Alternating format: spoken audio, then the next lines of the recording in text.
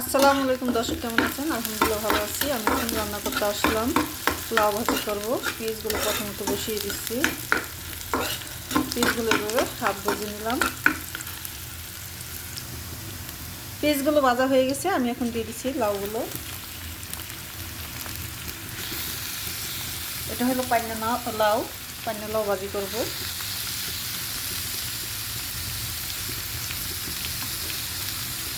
সাথে দিয়ে দিচ্ছি কাঁচামরিচ। এটা রান্না করবো শুধু কাঁচামরিচ ঝাল দিয়ে। দিয়ে দিচ্ছি স্বাদ মতো লবণ।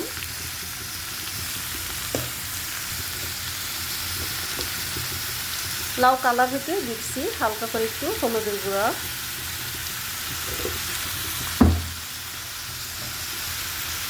এখন নেড়ে চেড়ে মিক্সচার করে দেব।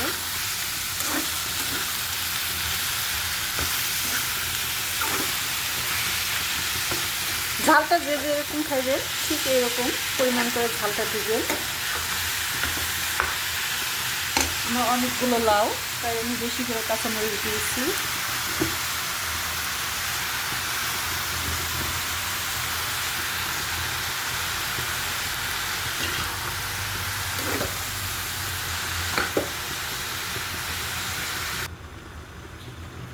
লাউগুলো এখন আমি ঢাকনা দিয়ে দমে রেখে দেবো 10 মিনিট, একটু সিদ্ধ করার লিগে।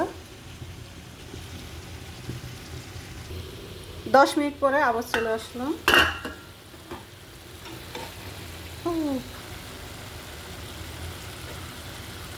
লাউটা আমার হাফ সিদ্ধ হয়ে গেছে। এখন আমি ঢাকনাটা সরিয়ে দিব, আর ঢাকনা দিব না। লাউ বেশি ঢাকনা দিয়ে ঢেকে রান্না করলে লাউ টক লাগে, তাই প্রথম একটু 5 মিনিট বা 10 মিনিট। আমার লাউটা একটু বাড়তি হয়ে গেছে, তাই আমি 10 মিনিট ঢাকনা দিয়ে ঢেকে রাখছি।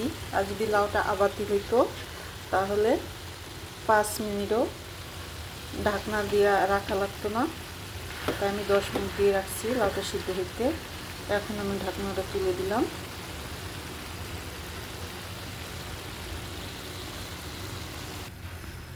এটা হলো ধনিয়া পাতা, আমি ডিপ ফ্রিজে রেখে দিয়েছিলাম। এখন এই যে এরকম তালিশ ধরে রয়েছে, বরফ ধরে রয়েছে, দিয়ে দিলাম।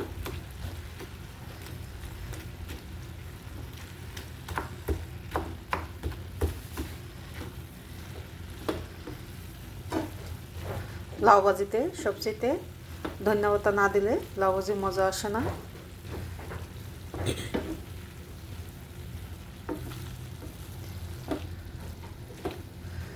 আর যে ধনিয়া পাতা না খান, সে ধনিয়া পাতা ছাড়াই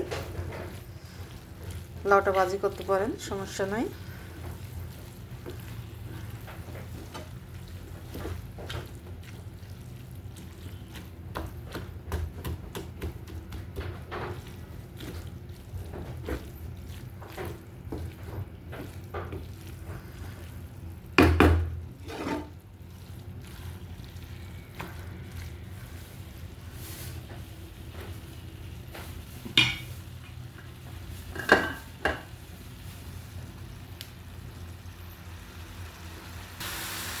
লাউ ভাজিটা আমার রান্না হয়ে গেল।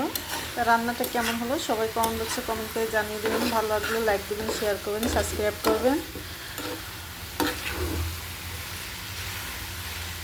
চাইলে আমার মতন করে এভাবে লাউ ভাজি করে খেয়ে দেখতে পারেন, আশা করি ভালো লাগবে।